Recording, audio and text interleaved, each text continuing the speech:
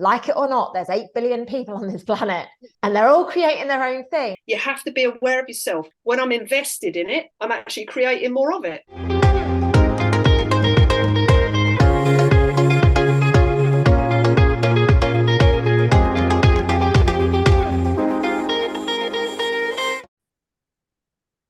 Hello and welcome back to my YouTube channel. My name is Lucy Davis and I'm joined today by one of my favourite ever people, Wendy Smith. My love, how are you?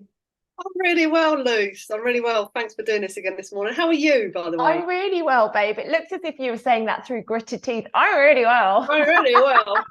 I'm loving my plane of existence experience at the moment. I really am. Wendy, it's been a while. What have you been up to, my love? It's so good to see your face. You look so healthy.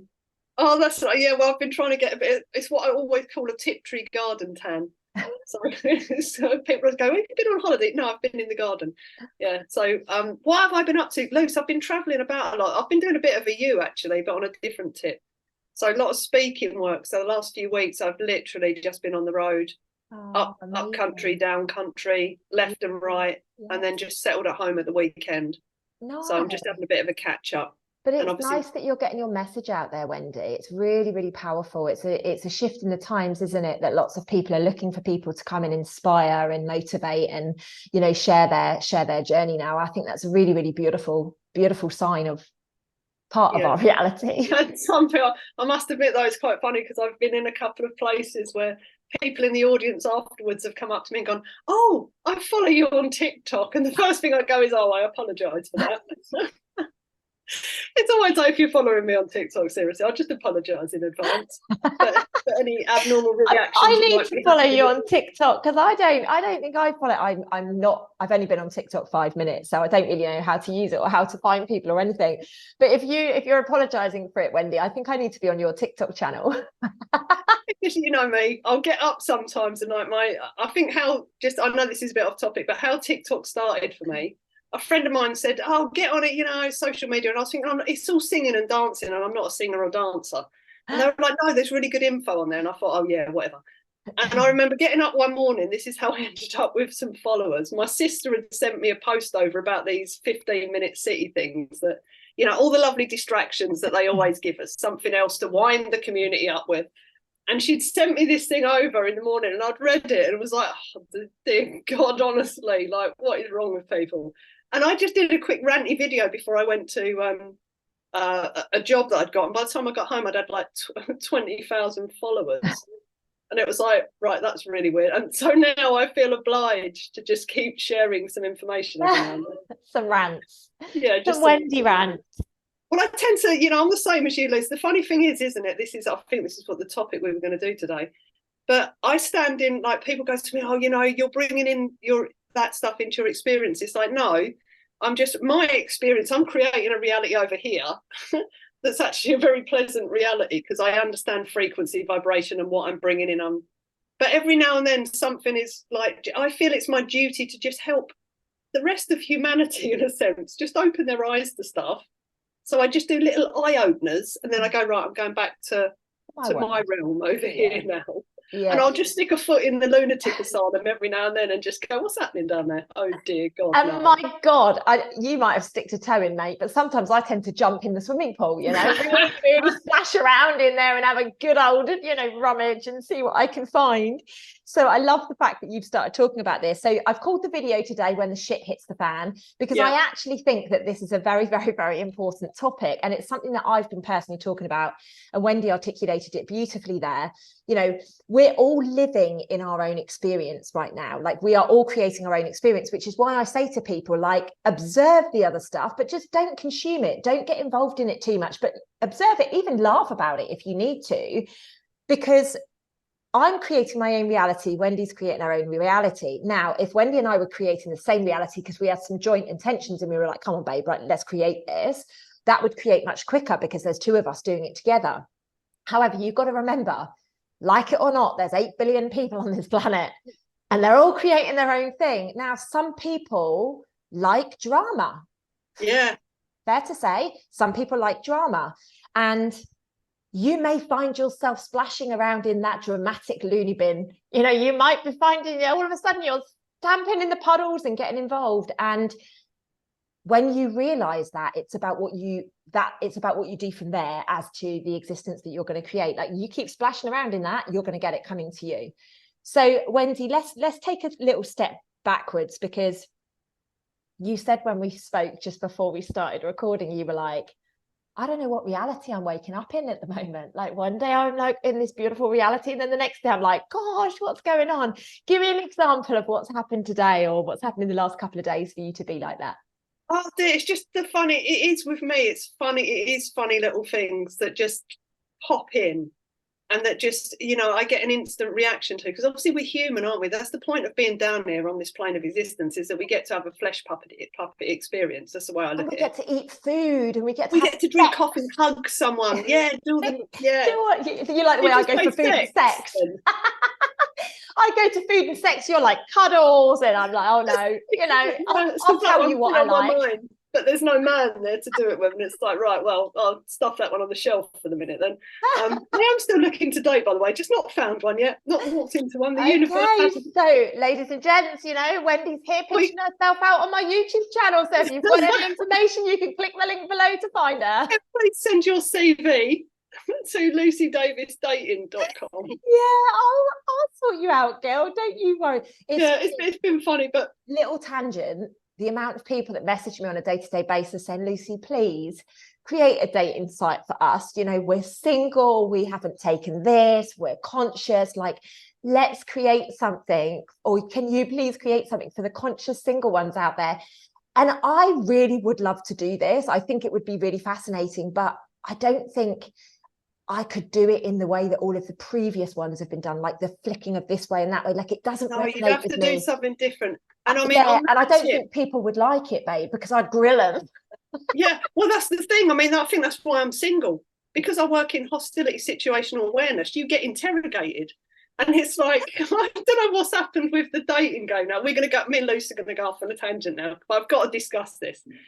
So I have tried dating apps, right? And it is hysterical, because when you get talking to people, first of all, it's, hi babe, what you wearing? I'm wearing clothes. What's wrong with you? You mean you're not sat there in your sexy lingerie waiting for this man to message? It's like, I wear sports bras. You're not going to get any sexy lingerie with me. Do you know what I mean? It just ain't happening. So I know we're going too much into don't do that, much in detail here.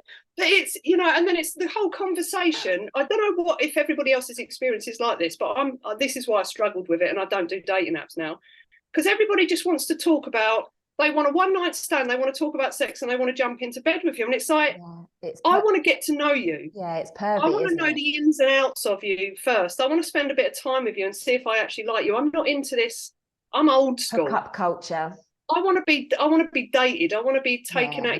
I'm not a feminist in any way, shape, or form. I like women to, have their rights, etc. But I want someone to take me out, to show chivalry. Do you know what I mean? To stand in his power as a man.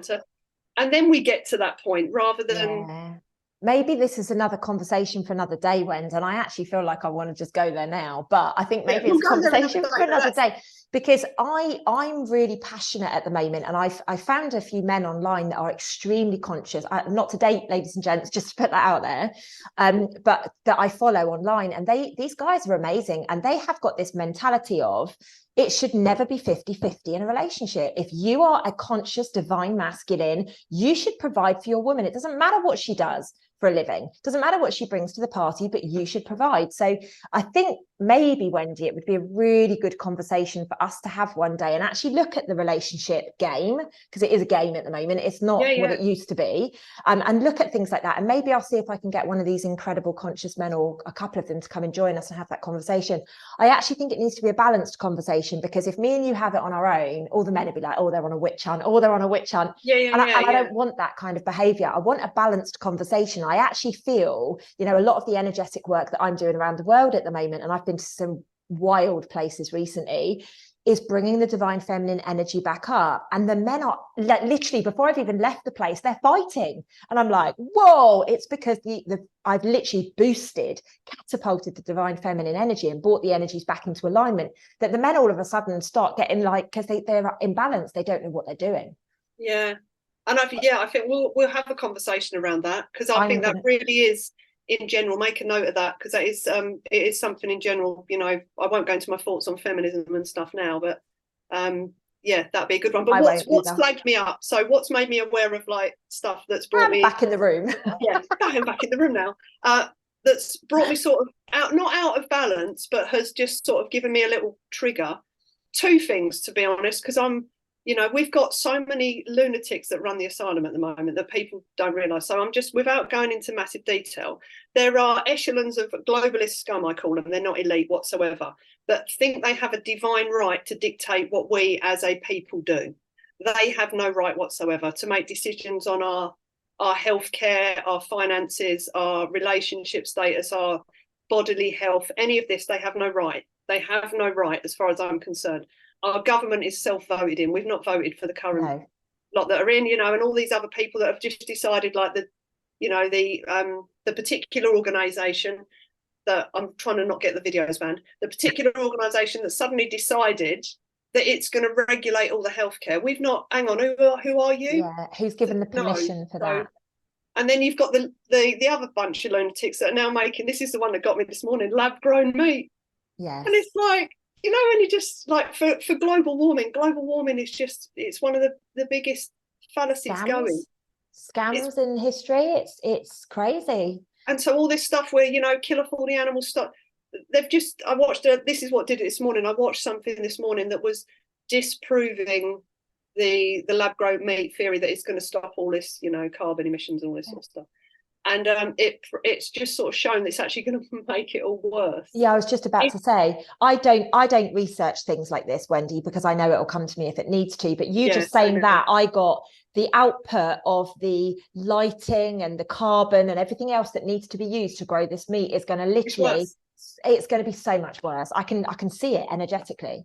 Yeah, it is, and it just makes me chuckle. But that just is another, like, you people have no right to do this. So that sort of throws me not off balance, but it just makes me come back into the reality of this plane again. Yeah. And like you say, jump in the swimming pool and go, what's happening down here? What am I going to thrash about in today? Yeah, before I have a little splash. And move back, sort of thing. So yeah, there's little things that get me, and obviously what they're doing with the kids at the moment, it makes me wonder. Especially, what as well.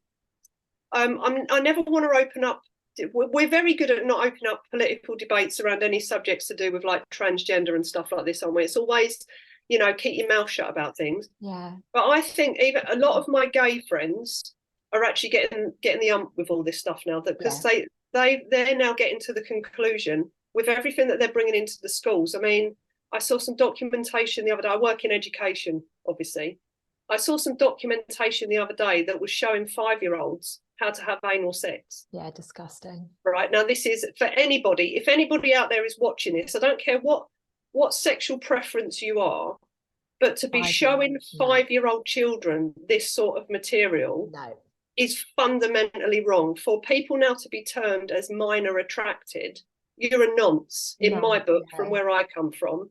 There is no, so if we're starting to normalise this stuff, we are in one messed up society that people really need to have a little head wobble and shake up and think, where are we going with all this? I think this is what's so important about what we wanted to speak about today is, how can you, when you've got this loony asylum, for want of better words, like Wendy has called it, going on around you, yet you want to be focusing on this over here because that's the reality that you want to live in. So this is what we want to give you today, is a few tips and just talk about, how do you navigate this? Because I don't have children this lifetime as of yet, but I am so passionate about this stuff because 5 years old is too young to know anything. I was really innocent, and people can't believe it when I tell them, but I was so innocent until I was just before I was 16 and my parents got divorced. Then overnight, boom, I grew up. I was into horses, I was into exercise, I was playing netball, like at a very, very senior level.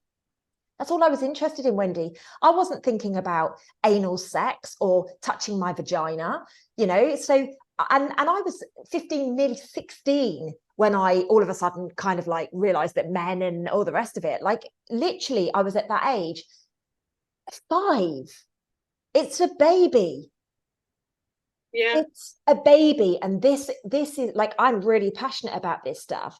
Now, just like I was saying earlier, we, the conscious ones, we, the ones that know how this work, we need to be manifesting and intending our life of purity much stronger than we are, because right now these darker forces are using manifestation by the transgender movement and all of the other movements that are taking place at the moment, even the truth movement, you know, like even the truth movement, it is creating corruption, distraction, all of these things, you know, all of the movements I don't think are ever a good thing in longevity. I think in short, in the initial burst, it's a great thing, you know, you push things forward, you get consciousness on it, but then like anything, it becomes monetized. The message becomes skewed. You skew the message because you're being paid for it, and you know, all of the distortion takes place. So we as conscious beings need to be focusing on bringing that to the light, so that we can override these dark cretins in the asylum. Pretty much, and stand people back in their power. It's everything from, this ties into, it's not just the transgender. I mean, there's a couple of things that bother me about it. The simple fact that I'm a woman. So if you want to, you know, if you want to identify as a woman, respect that. If you feel as a man that you want to identify as that, you're not a woman though. No, you don't have cannot a womb. use the toilets. You cannot have the same chromosomes as me. Exactly. And I feel it's now devaluing women in a sense, where we're now being told we can't say anything against that. Yeah. And it's like, well, hang on, I am a woman. And haven't they changed the term mother to like birthing something or other now? Or you know, you like, can, it's the and language. it's disgusting. It's derogatory. This is the lunacy of it, Lucy. You can only give birth if you are a woman, like a you know, genetic woman. Yeah. You cannot give birth as a man, transition into a woman. You don't have the parts, and it's not me saying you don't have the right to identify as that and maybe adopt a child. Physically, you can't do it. The same as a man. A woman transition into a man, you don't have the men parts to impregnate someone. No, exactly. So you can identify. This just takes me back to a Monty Python sketch, The Life of Brian. I don't know if have you ever seen The Life of Brian? Yeah. I'm sorry, but it's just, you know, they talk about this stuff, and I remember they're sitting around the arena. They prep us for it. One of them basically says, "I now want to be called Loretta," you know, and you've got someone going, "Well, that's ridiculous. You're not a man." "Well, I want a right to be a woman." And he's like, "Well, I suppose you can have the right to be a woman." And he's like, "I want to have children." He's like, "You can't have children. Yeah, physically impossible. You haven't got a womb." Physically impossible. And this stems to, you know, and I know this is dear to your heart because obviously you played basketball for the Olympics and stuff. You cannot, as a man that's transitioned to be a woman, you cannot be playing against women in women's sports. No way. I've played in the men's leagues and the women's leagues, right? And this is the thing. I mean, Sharon Davis is getting it in the neck at the minute, isn't she? Because Sharon Davis, for anybody watching, is one of our gold medalist swimmers, Olympic swimmers, right? She's a big woman, big, strong woman. However, it's like she said, there's been so many males transitioned into female sport, and then they go and they just smash it because our physicality is different. Now, me playing in the men's league and the women's league, I've got guns loose, yeah? I'm a bit smaller than what I used to be. But I was considered, when I was playing sport, one of the rougher female players, you know. So in the men's league, I wasn't. Some people have looked down and go, "Oh, it's a woman, we won't defend her," and then I'd shoot over their head and they'd go, "Right, I need to defend her now." But you know, in that league, if I'm playing against some of the bigger guys, I've got no hope. Yeah. They can just push me across the court because I haven't got the physicality that they have. But in the women's league, with women, you know, it's a different matter because we're all in that same category. Exactly. But the experience of me playing in the men's league, they are bigger and they are stronger and they are faster. And that's just nature.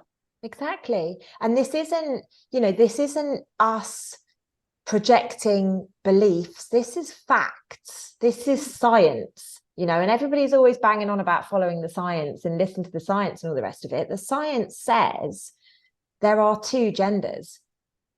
Or maybe we could push to 3. Oh, yeah. There have been hermaphrodites. Yeah. I'll give you that. There are fair. So we could possibly say there's 3. Yeah. But that's it. There's not like 120 or something that they're coming out with at the moment. And I just think we need some common sense back into it. And I want to touch on the mental health of it as well, because obviously I'm a PTSD trauma removal specialist, right? So I work in mental health on all levels. I've worked with people who've come out of the satanic rings, you know, from people who've had trauma in the army to relationship trauma to gender trauma.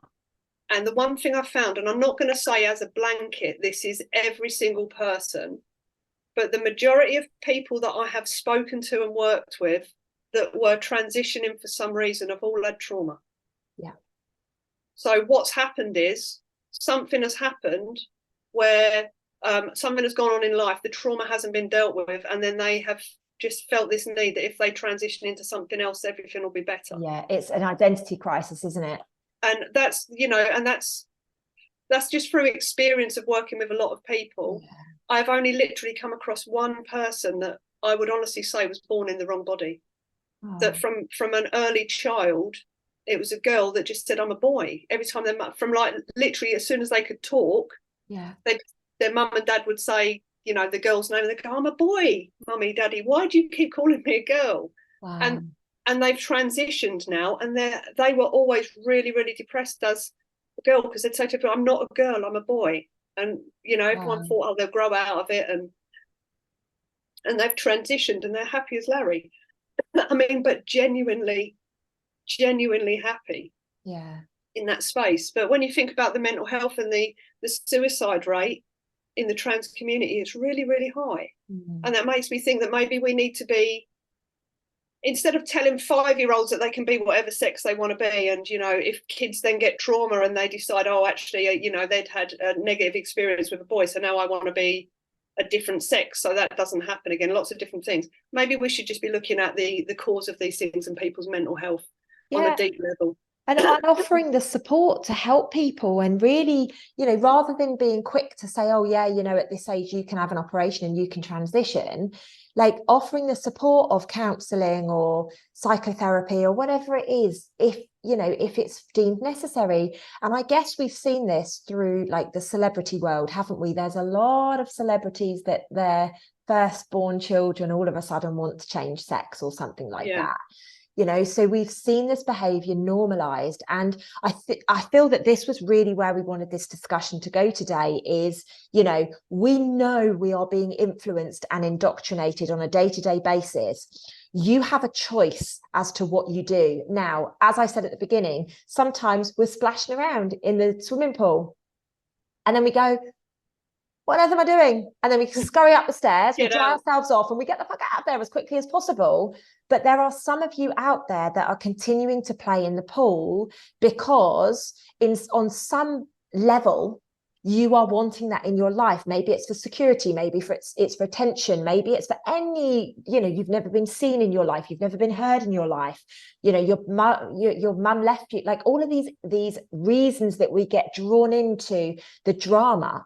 And, you know, for me personally, all of this stuff has been designed to create drama, to unsettle the physicality of the human body as we're going through this ascension process.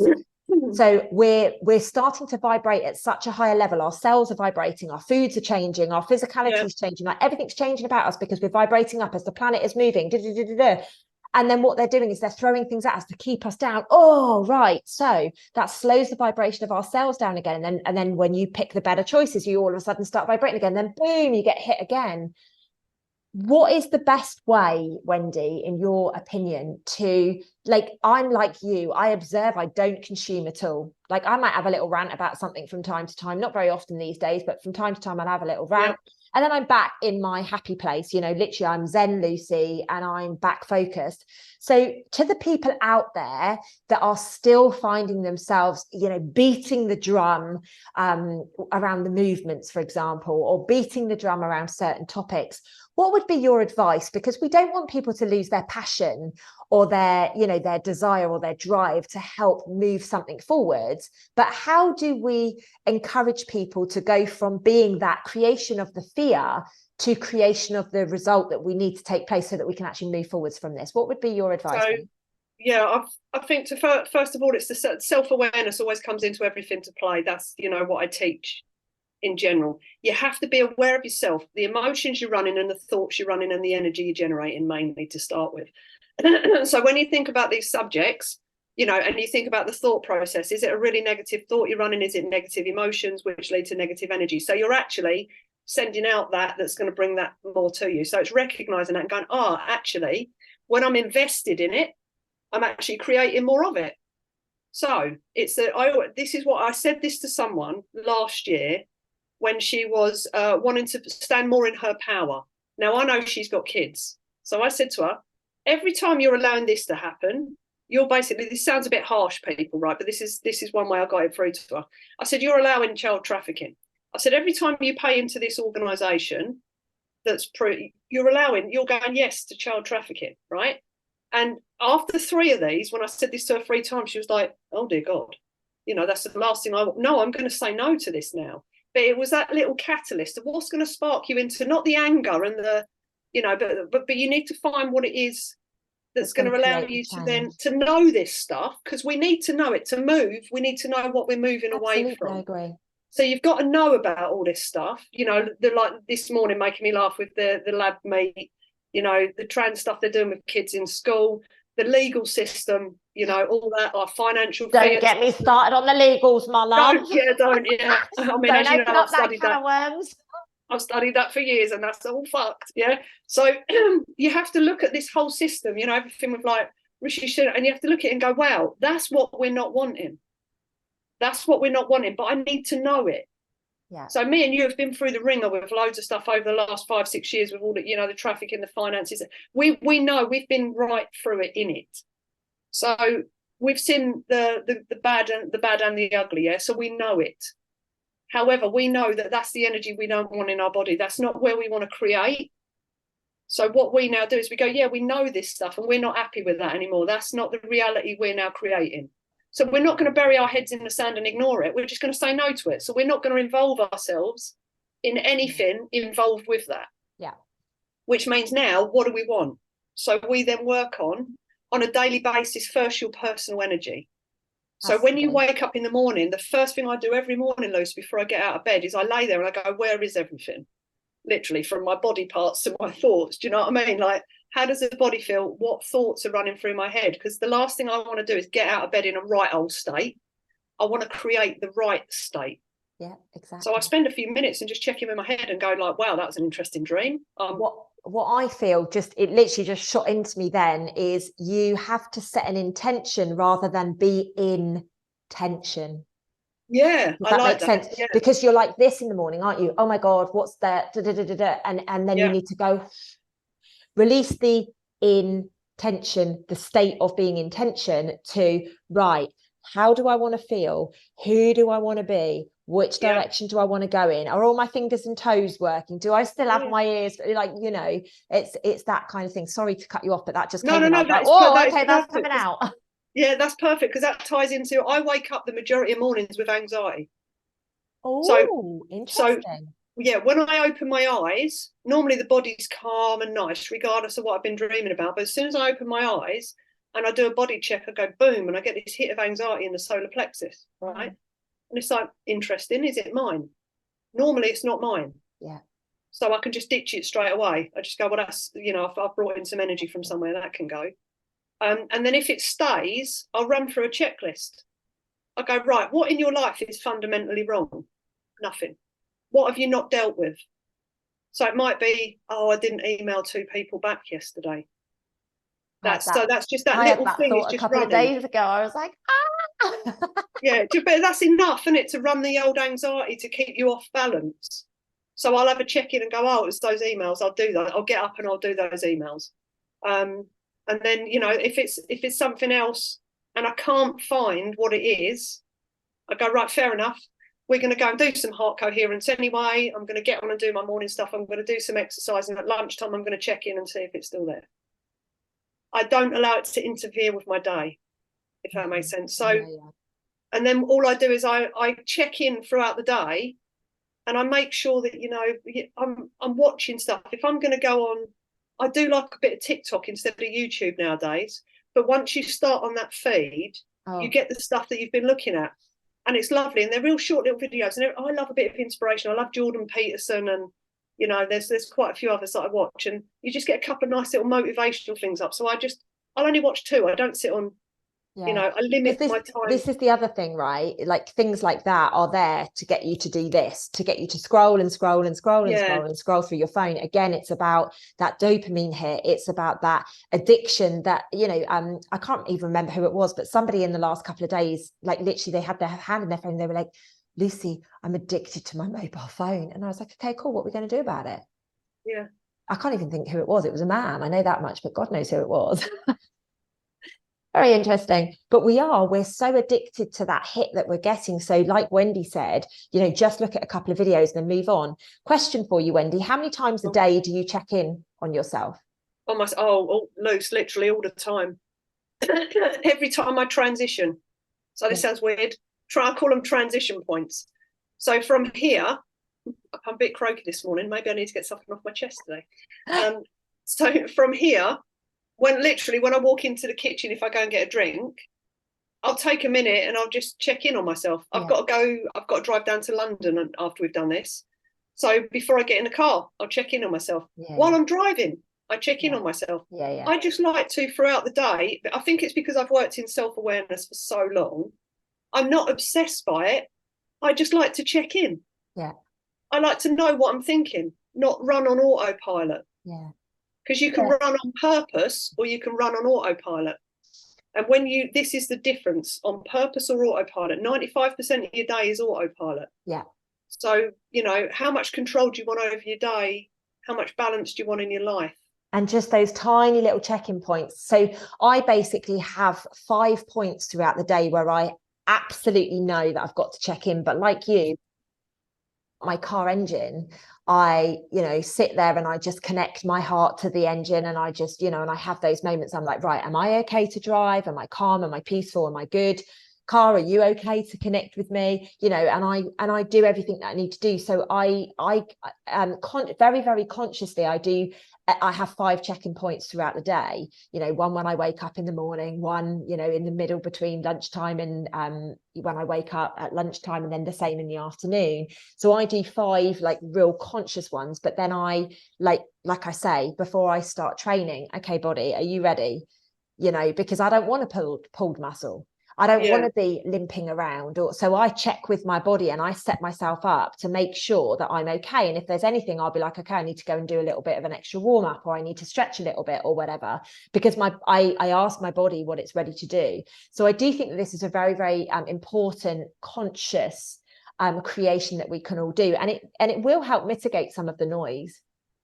Yeah, definitely. Mornings, I think my 2 most important ones, mornings and nighttime. Yeah, I agree. So when I get up in the morning, nothing interferes with my morning. Nothing, no, Lucy. No. For a minimum of 20 minutes. Yeah. So I set myself before I get out of bed. I'll then go and get myself a little wheatgrass shot. I go sit down, put a heart coherence monitor on, do that for about 5 minutes. And then I literally have to I love silence. I love silence. So I would just sit in silence, staring at the wall, checking in with what's running in the old head.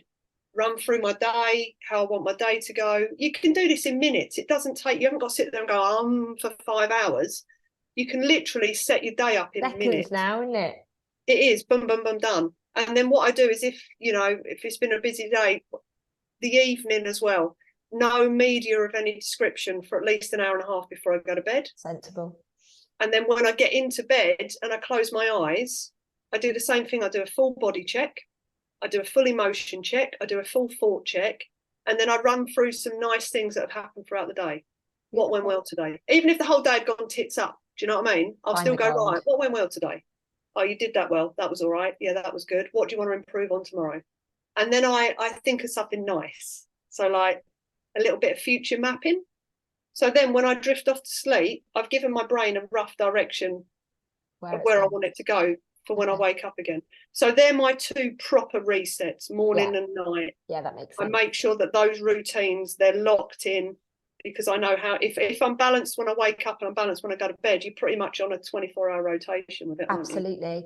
Now, I'm really particular about my mornings. I'm really particular. I'm like you. When I wake up, I have to just, first and foremost, I have to lay there and get all the downloads that have been going on all night, which is just wild. Like literally this morning, I sat bolt upright. I'm doing this quite a lot at the moment. I sat bolt upright in bed, and then I was just blah, blah, blah, blah, all this stuff. And I'm just like, Lucy, stop, just grab your journal and write it down. It's so interesting what's happening at the moment. So once I've done that, then I check in with myself, and I really, really get aligned. But I've always been funny with my mornings. Like I need time to get myself up, do all of the things that I need to do. Then I have to go and exercise. Like my earliest calls I'll do these days is 10 in the morning, because I need those hours between 6 and 10 to get me sorted, and to most people, they're like, 4 hours, Lucy, but I need that time, to really get my body into alignment. And I actually feel that because of the shifting in time and the shifting, the vibrational shifts that we're going through and the frequency shifts, I actually feel that time isn't what it used to be. Like 30 minutes now is what used to be about half a day back in the day. Oh, I'm just, all of a sudden it's bed again, Luce. Yeah, I know. And I'm so aware of it. Or like last, I'm like, I'm here again. In bed, and it's I mean, sleep, that sounds fun. but it's sleep.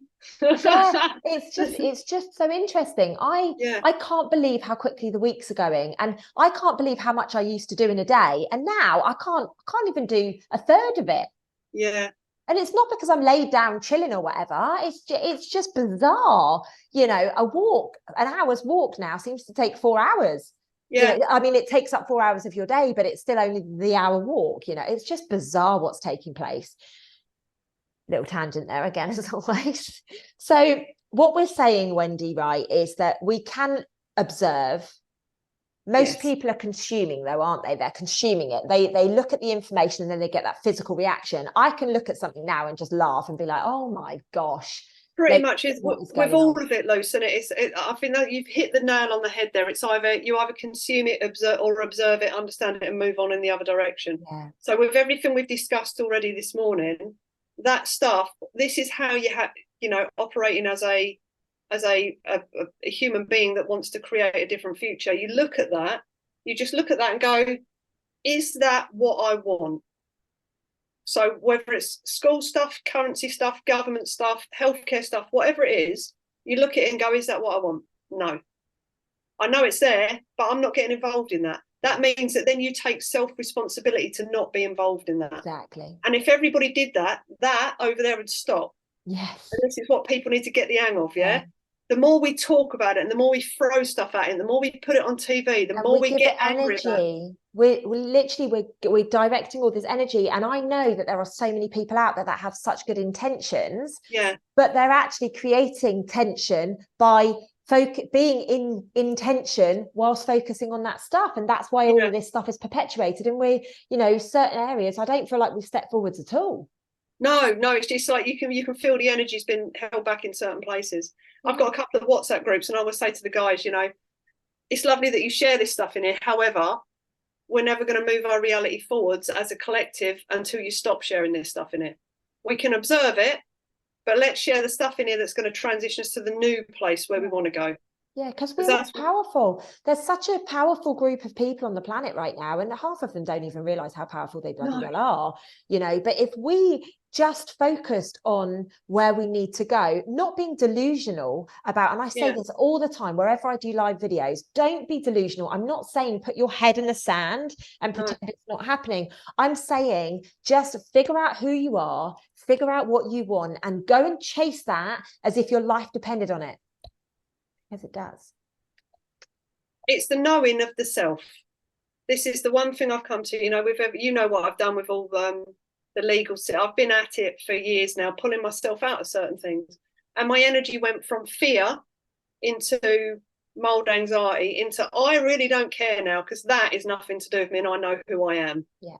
Exactly. So if that's just, to me, that's not happening in my reality now, because I know who I am and I know where I want to go. When you get to that space of, you've got to come, we've been so indoctrinated you know, through our own fault as well, because we've allowed ourselves to be hypnotized and ploughed into this space with our education. And we've been lazy.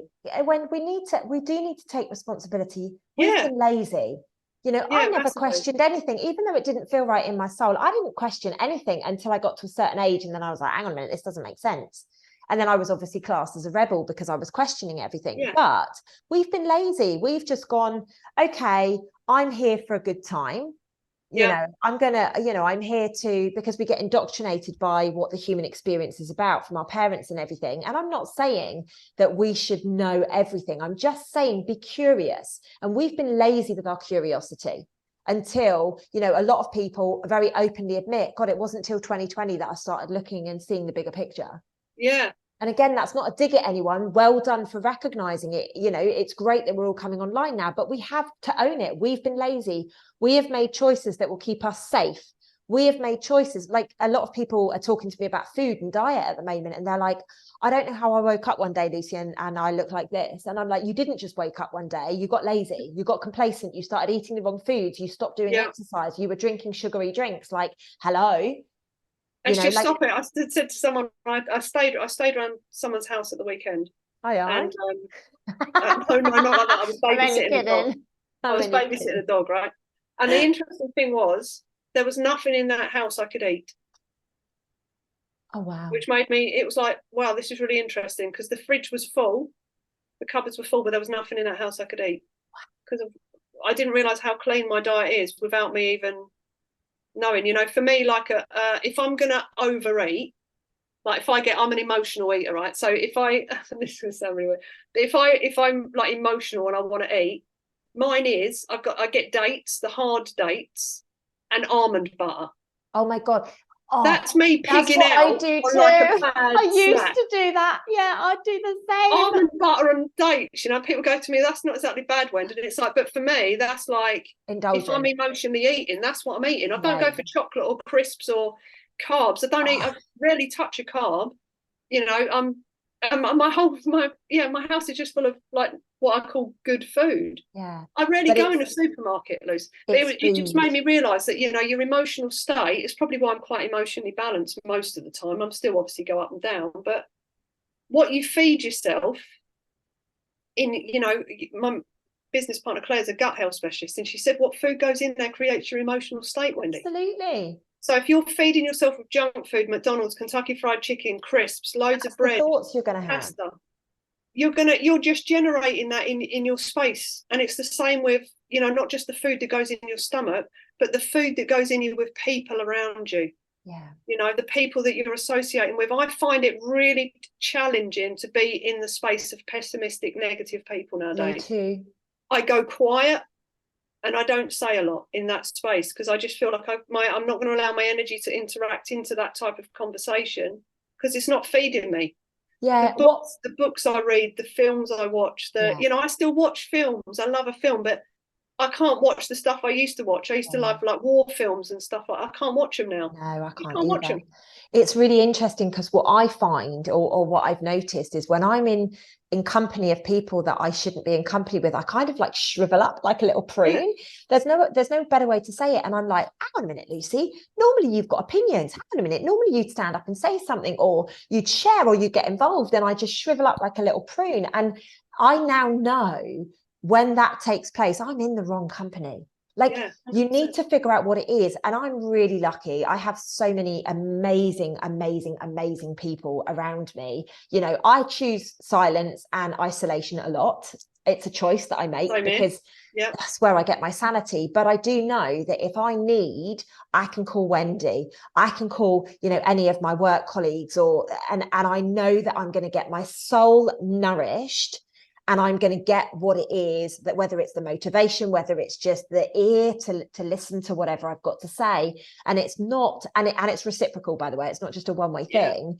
You know, how many times have me and you been on them? You're like, do you have the capacity to take this on right now? And I'm like, of course, babe. And then I'm like, Wendy, I need you. I have a friend, actually, he lets me so energy harvesting is a real thing, right? Yes. But you can do it consensually. So I have a friend, I saw him yesterday actually, and he gave me a hug, and I went, can I just plug it? And when I say this to him, like, it just makes him chuckle. I said, can I just plug in for a bit because I'm a bit depleted today? And he went, yeah, take what you need. So while he's hugging me, literally, I just connect into his heart space, and I'll literally use him like a Duracell battery, and it just like beams up my energy field. And when I'm done, I literally disconnect, and he goes, yeah, I think you had enough that time.